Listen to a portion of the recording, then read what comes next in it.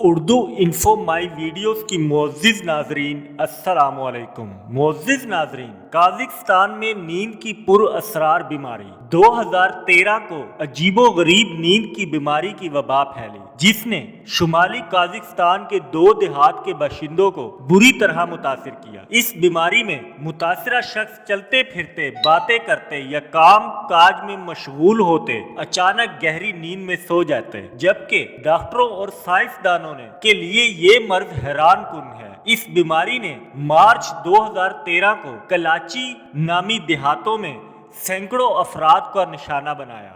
810 افراد پر مشتمل دونوں دیہاتوں میں 140 افراد نیند کی بیماری سے متاثر ہوئے۔ ان میں زیادہ تر روسی اور جرمن باشندے ہیں، جو 6 روز تک لگاتار سوتے رہے، اور جب وہ گہری نیند سے جاگتے تو ان کی یادداشت کام نہیں کرتی۔ معزز ناظرین گرامی، اور اس بیماری سے یہاں پالتو جانور بھی محفوظ نہیں رہے۔ کلاچی کے رہائشی پیلینا نے بتایا کہ ان کی بلی عجیب و غریب حرکتیں کرنے لگی اور پھر اچانک کئی گھنٹوں تک سوتی رہی، حتیٰ کہ وہ سوتے سوتے انسانوں کی طرح لمبے لمبے خراٹے لینے لگی۔ ذرائع کا کہنا ہے کہ اگرچہ مقامی باشندوں کی نیند کی بیماری کو ابتدا میں ڈاکٹروں نے ایک دماغی مرض تشخیص کیا تھا، جبکہ کچھ ڈاکٹروں نے اسے جعلی شراب کا اثر قرار دیا، مگر جب یہ وبا میں عام ہونے لگی تو دیہاتیوں نے اس بیماری کا ذمہ دار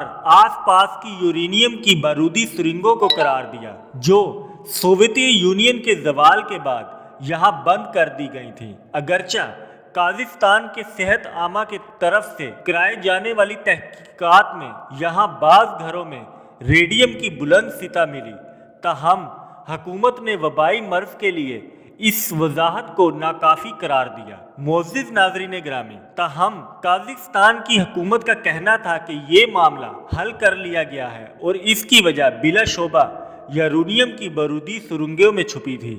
تمام مقامی باشندوں کو میڈیکل ٹیسٹ کی نتائج کا تجزیہ کرنے کے بعد ماہرین نے نتیجہ اخذ کیا کہ موجودہ صورتحال ہوا میں carbon mono oxide hydro carbon کی اعلیٰ سطح کی موجودگی سے پیدا ہوئی، جس کی وجہ سے ہوا میں آکسیجن کی کمی ہوئی، جو دیہاتیوں کی طویل اور گہری نیند کی اصل وجہ بنی۔ معزز ناظرین گرامی، آپ کو ہماری انفارمیٹیو ویڈیو کیسی لگی؟ پلیز چینل کو سبسکرائب کیجئے، ویڈیو کو لائک کیجئے اور کومنٹ میں اپنی قیمتی رائے کا اظہار کیجئے۔ شکریہ۔